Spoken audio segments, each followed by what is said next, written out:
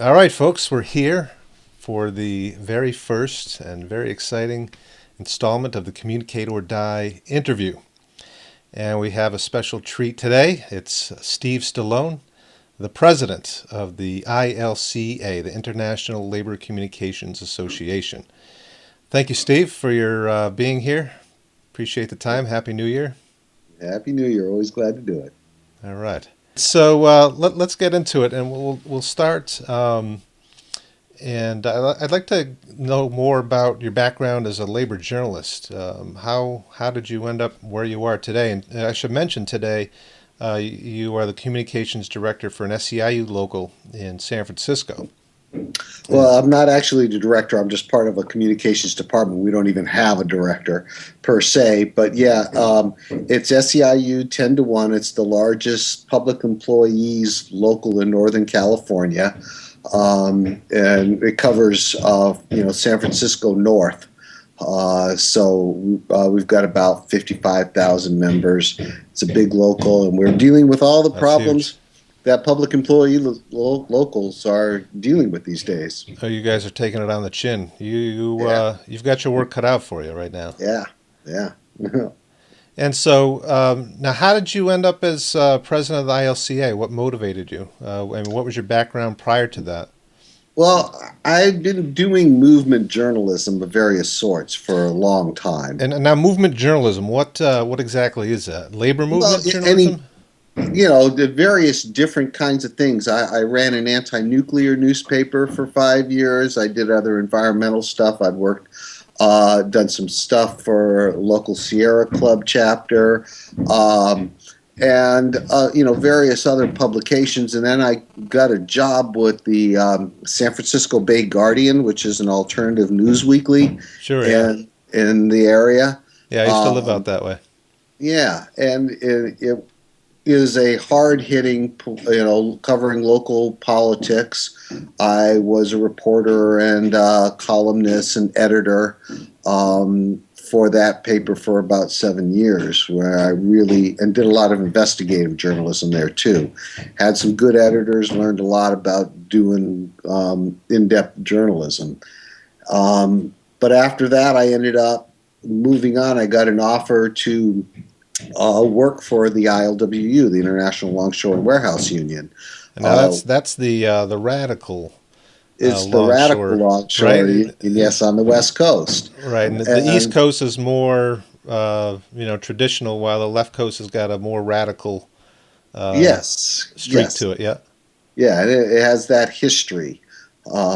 So I was, they have, or had at least up until recently, a very good newspaper.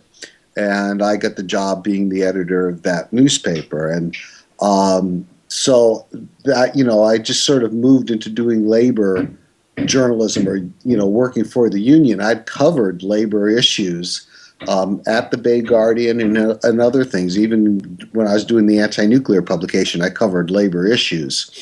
But I got the chance to take over what was historically a very good labor paper. And I ran that for about 10 years. And that's sort of how I got into it. And while I was there, I got to know what ILCA was. I got to see what was good about it, what its potentials were, where I felt it was falling short um, of what it could be and should be. So in 2001, I ran for the executive council at the ILCA convention, and so I joined the organization that way, or got involved in it that way.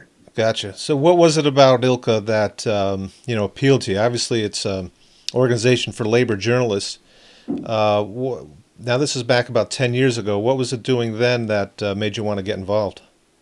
Well, I mean, it was doing a number of things. I first got involved because we have this labor journalism contest, and Oh, sure, it's yeah. something.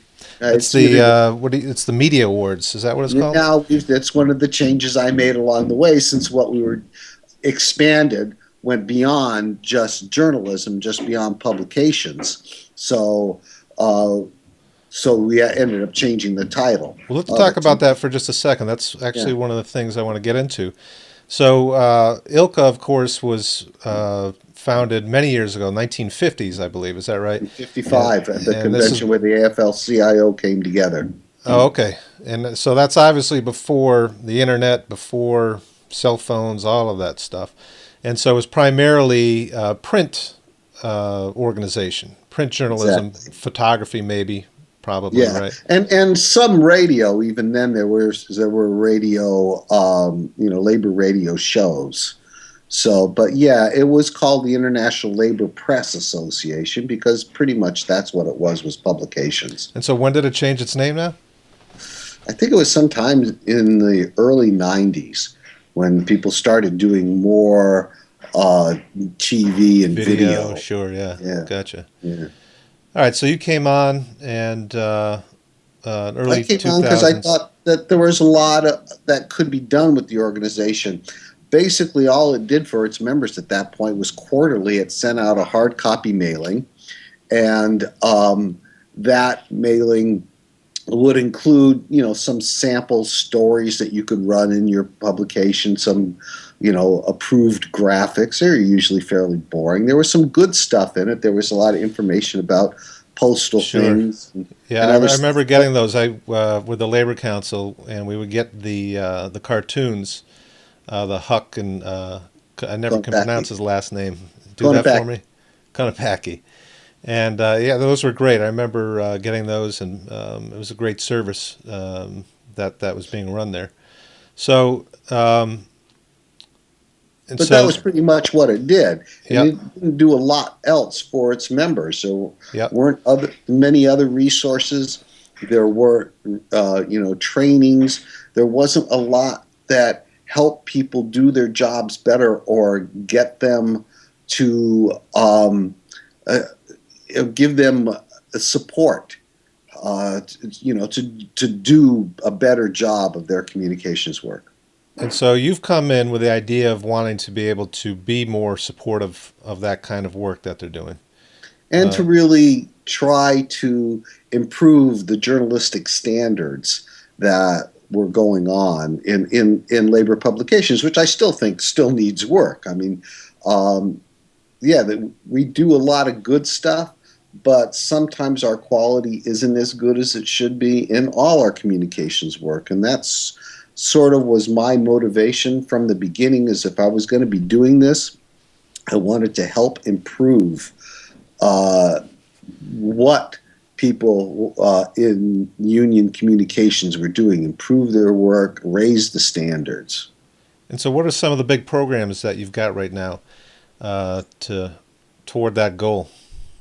A number of things. I mean, one of the things that we were able to do under my administration, and I took over as president in 2005, was one, we revamped our website, which of course you had a lot to do with, and two, we started putting out this e-newsletter weekly, The Insider, which is both an example of what you can do with e-newsletters, but it's also a resource of information, of things that union communicators can be using to help their members.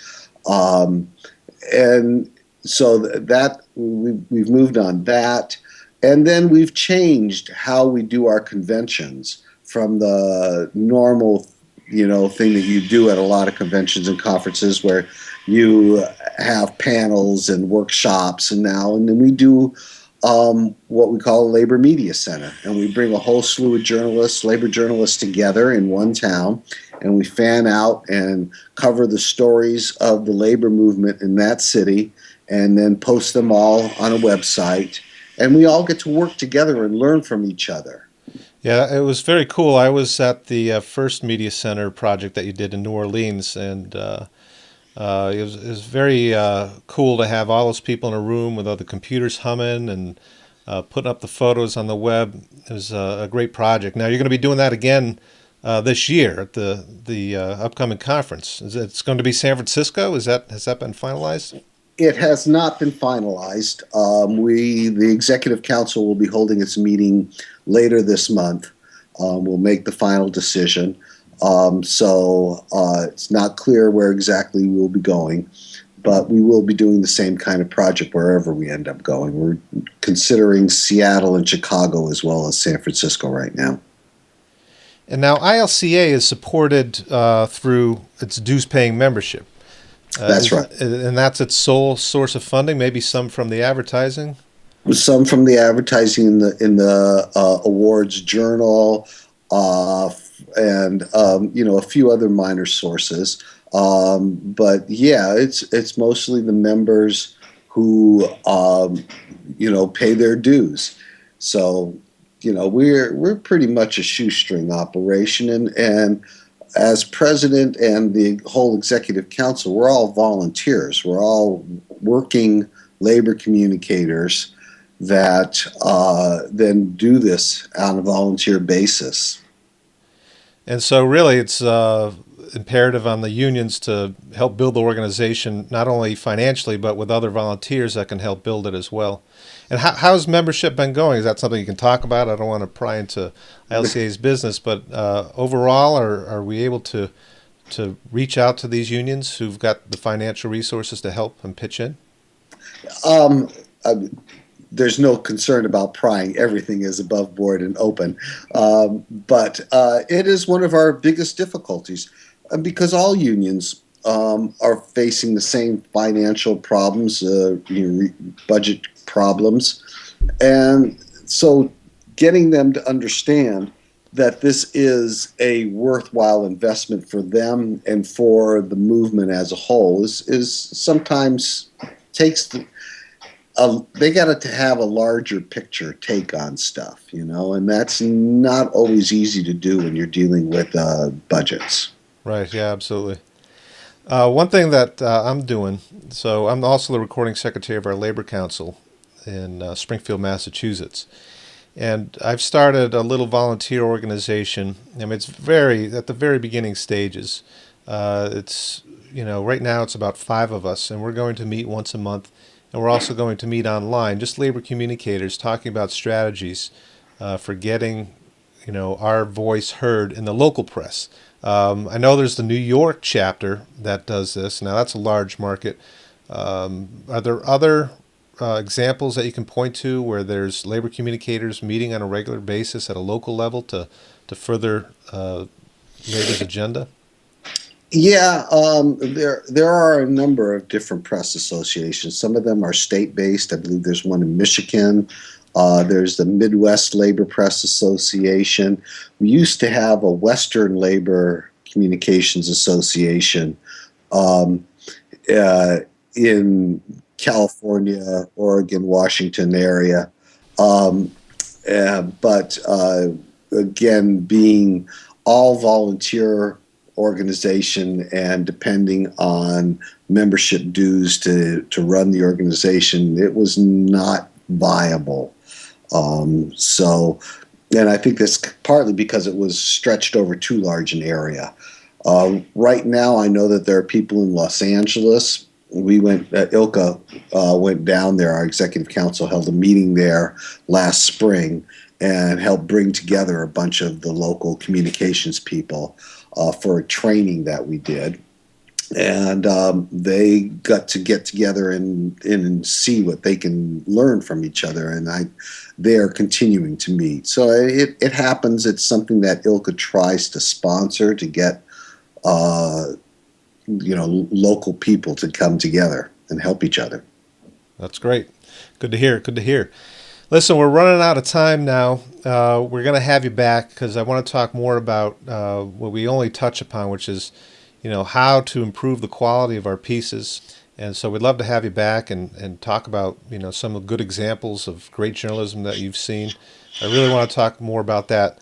But for now, we'll wrap it up here. I want to thank you very much, Steve, for taking the time to talk with me.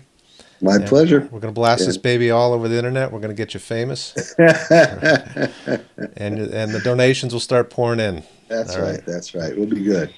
All right. Thanks a lot, Steve. All right. We'll talk to you soon. Take care. Bye-bye.